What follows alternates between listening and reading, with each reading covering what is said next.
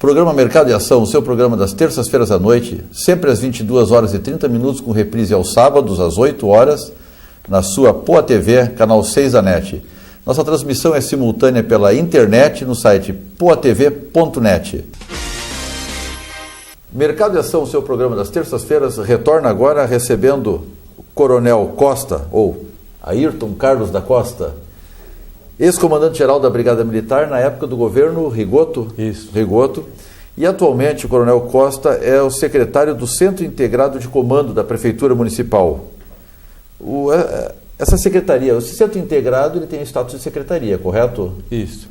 Ele foi criado agora em 2012, em outubro de 2012, vai estar completando 2 anos agora, dentro da ideia já um preparativo de uma situação da cidade, mas também em função da Copa. E o grande objetivo dele foi fazer uma integração dos órgãos municipais, em termos de um ponto de convergência de todas as ações e que permitisse ao gestor maior, que é o prefeito, acompanhar o desdobramento, digamos, dos serviços em toda a cidade. Então, ele na realidade, o SEIC, que é o Centro Integrado de Comando, a sigla é SEIC, ele na realidade é o grande visualizador da cidade. Então, através dele eu posso acompanhar tudo que acontece na cidade. E a partir do SEIC, desse centro integrado, gerencia a operação, coopera com as operações das outras secretarias, coordena. Como é que acontece essa... que não vai dar briga? Sim, sim. É justamente isso, e respeitando, digamos, a especialidade de cada um dos órgãos. Normalmente, numa situação de normalidade, o SEIC faz o acompanhamento, o monitoramento dessas situações, ou seja, acompanhando a rotina de cada órgão. Então, nós temos lá dentro do Centro Integrado representantes de 18 órgãos, alguns que ficam inclusive nas 24 horas, como é o caso da IPTC e da Guarda Municipal, mas temos a Defesa Civil, temos o SAMU, dentre outros tantos órgãos, que vão desenvolvendo sua rotina. Enquanto a situação está de normalidade, nós estamos apenas acompanhando. O que eles ficam fazendo lá dentro? Eles acompanham, no caso, lá dentro do centro, as imagens, então ficam monitorando imagens da cidade. Hoje, Porto Alegre conta com mais de 800 câmeras instaladas, precisamente até ontem, 872 câmeras. Nós estamos num processo de instalação. Essas câmeras são do município, elas são do Estado, elas são integradas? As mesmas imagens, as imagens que vocês têm, outros têm também? Sim, mas essas que eu me refiro, 872, são do município. Além disso, nós também recebemos imagens das câmeras do Estado. Assim como nós compartilhamos e oferecemos as imagens geradas pelo município ao Estado, o Estado também fornece as imagens geradas lá pelo CICC, que deve recordar, na época, essas imagens do Estado foi implantado em 2005, na época eu estava no comando da Brigada. Sim. Foi o primeiro monitoramento público feito na ocasião, foi em 2005, já numa parceria com a Prefeitura, através da Procempa, que disponibilizou a rede de fibra ótica para a transmissão dessas imagens. Então, nós temos hoje do Centro Integrado em torno de 100 câmeras que nós visualizamos e oferecemos as nossas 800 aí para... O cidadão comum pode acessar a imagem por seu computador ou está restrito a... Não, por enquanto está voltado só os órgãos a acessarem. Futuramente se pretende alguma coisa, que seja interesse alguma imagem da cidade. Algumas até são, de alguma forma, através das próprias emissoras de TV, chega o cidadão, né, nos jornais que assim são passados. Eu poderia dizer que é uma secretaria meio e não uma secretaria fim? Isso, na verdade, é uma grande ferramenta tecnológica disponibilizada para todos os órgãos, tanto do município como também fora do município, porque muitas vezes nós temos o compartilhamento nas operações, ou seja, nós oferecemos estações de trabalho e os outros órgãos, seja da segurança estadual ou então federal, ocupam o mesmo espaço, assim como ocorreu na própria Copa do Mundo, mas em outras operações de maior porte. Até como eu estava dizendo antes, na situação de normalidade, os órgãos agem na sua rotina.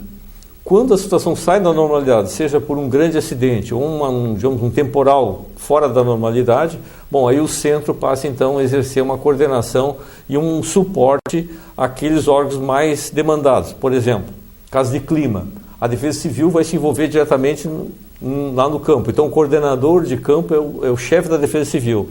E o SEIC faz aquela coordenação de suporte de todos os recursos e de monitoramento de toda a situação para dar todo o suporte daquela operação. O SEIC, então, ele, na verdade, ele dá um suporte à operação, ele ele integra as outras secretarias na ação que um precisa ou que outro precisa. A Defesa Civil está coordenando um tipo de trabalho, mas precisa de EPTC, é feito via... Isso, aí através do centro. Da mesma forma que tem outras situações que não climáticas, aí o centro pode passar a coordenar, como nós tivemos naquela situação das movimentações do ano passado, que nós tínhamos representantes da segurança bastante intensa lá dentro. A coordenação, digamos assim, das situações da prefeitura eram coordenadas a partir do centro integrado. E também agora na Copa, né? A Copa foi um grande exercício aí e houve uma harmonia em toda a operação, com todos os órgãos das diversas esferas. Ou seja, cada um respeitando a competência do outro órgão, mas trabalhando em conjunto. Eu estive lendo há pouco tempo na imprensa que vocês fizeram um treinamento bastante grande junto aos Centro de Administrativos Regionais. Qual é o objetivo desse treinamento ou de juntar esses centros administrativos? São 20 e poucos no município, São né? 17 no município. 17. É que, na realidade, assim, o Centro Administrativo Regional digamos assim, é a prefeitura lá na comunidade, naquela região. Então, os representantes do município e que fazem aquela interação com a comunidade local, porque Porto Alegre, assim como outra cidade, mas Porto Alegre tem características bem próprias de cada região. Então, às vezes, uma situação tratada de uma forma... tem uma particularidade daquela região e quem conhece essa particularidade é esse coordenador do Centro Administrativo Regional. Então, por isso o trabalho com esses coordenadores, tanto na situação de trazer informações, como de levar informações para a sociedade, para aquela comunidade, nas situações, por exemplo, voltando ao caso de tempestades, por exemplo. Então, esse pessoal dos centros administrativos, eles têm informações sobre locais de abrigo. Então, dentro de uma situação eles conseguem fazer uma atuação mais in loco, mais pontual. Claro, porque ele já conhece as comunidades. Bom, eu vou ter que abrigar pessoas num colégio, numa igreja, num salão paroquial. Ele já tem tudo isso aí mapeado. Essas informações já foram levadas para o Centro Integrado. Lá nós temos essa disponibilização da informação no momento que acontece o fato, porque nós já temos toda ela georreferenciada. Então, essas informações, e de lá nós ficamos, digamos assim, subsidiando aquela operação naquele local, porque quando se vai para um local, por exemplo, defesa civil, as áreas de risco, um exemplo bem claro, nós temos mapeado as áreas de risco. Quando começa a chover muito, hoje nós temos 2 réguas eletrônicas no Guaíba. Temos uma aqui no Cais do Porto e uma outra nas ilhas. Quando chega a um determinado nível que nós temos marcado lá nas réguas, que é diferente do Cais do Porto para da ilha, nós sabemos que em determinado ponto lá da ilha tal está começando a alagar. Ou então lá no extremo sul. Já não espera chamar. Exatamente. E aí, por isso, o objetivo de ter todo esse ferramental é a antecipação do município na questão das providências. Ou seja, no momento que eu tomei conhecimento que pode acontecer um alagamento e de repente inundar algumas casas, a Defesa Civil e todos os outros órgãos se mobilizam para evitar que isso aconteça. Porque é melhor fazer isso do que correr atrás dos prejuízos no sentido de reparar o que aconteceu. Algum grande evento, a gente chama de grande evento pensando que é uma grande festa, mas no nosso caso aqui é o contrário. Alguma grande catástrofe que tenha marcado mais o trabalho? Nós tivemos algumas bem típicas. Assim. Nós tivemos dessas tempestades, por exemplo, o que preocupa são tempestades de verão, por exemplo. Porque elas são muito intensas e ocorrem muito rápidas. Embora nós tenhamos todo um sistema metroclima, nós temos em Porto Alegre hoje 10 estações automáticas que dá toda a situação de clima, de chuva, de vento. Temos acompanhando por 3 radares, que damos acesso aos radares da aeronáutica, que dão informações de satélite, e uma empresa contratada que dá o suporte de meteorologia, Sim. Com boletins expedidos diariamente. Com todo esse suporte, nós conseguimos então fazer esse mapeamento. Mas a tempestade de verão ela é muito rápida, então nós tivemos fevereiro, acho que foi de 2013, fevereiro, se não me engano, que deu uma tempestade, que deu esse caso aqui na Eduardo... Do conduto forçado? Do conduto forçado Álvaro Chaves, que foi uma tempestade assim, que surgiu em questão de meia hora praticamente e inundou toda aquela região. E aquilo foi um caso bem típico, porque nós estávamos lá com as câmeras, inclusive, acompanhando. Nós tínhamos naquele ponto, assim, despejando água, e no extremo sul estava limpo, inclusive com alguma coisa de sol em algumas partes. Então foi muito concentrado em pouco tempo. É verdade que a metade da catástrofe é culpa da falta de educação do cidadão? joga papel, joga lixo, tapa o bueiro, fecha o bueiro. Isso contribui, eu soube evidentemente. Que no duto forçado tinha até sofá lá dentro. É claro que foi ao longo dos anos acumulando, mas ali teve um aspecto também que foi a intensidade. Uma coisa do temporal, vamos dizer assim, é a intensidade da chuva num curto espaço de tempo. Então esse volume muito grande num curto espaço de tempo é que causa esse tipo de coisa. Agora, isso que tu falaste, realmente às vezes a população, por isso que é o aspecto da prevenção. Ela agrava. Quando nós detectamos uma situação de tempestade, é emitido um alerta entre os órgãos municipais e alguns estaduais, até a gente também espera esse alerta, para que digamos, amanhã, por exemplo, amanhã está previsto, inclusive emitimos um alerta hoje que vai haver uma chuva intensa. O que o DEP faz, que é o do esgoto? Ele vai em vários locais, que normalmente são situações de mapeamento de alguns possíveis alagamentos, e faz a limpeza da boca de lobos. Então, muitas vezes até a população não chega à população o conhecimento que foi feito esse trabalho prévio. Efetivamente não sabe mesmo. Mas, na realidade, isso acontece. E é claro que, infelizmente, né, aí falasse a questão da educação, uma limpeza, por exemplo, sabe que amanhã vai ter esse temporal? Limpou hoje de manhã, pode ser que à tarde já esteja entupido de novo, porque as pessoas vão voltar a fazer isso. Infelizmente, a questão da educação tem que ser muito trabalhada ainda, porque a população entender que tudo que ela faz ali vem realmente contra ela mesma numa situação dessas. Uma curiosidade, no Japão, o primeiro papel que tu soltares na rua, a tua multa é equivalente a em torno de $600.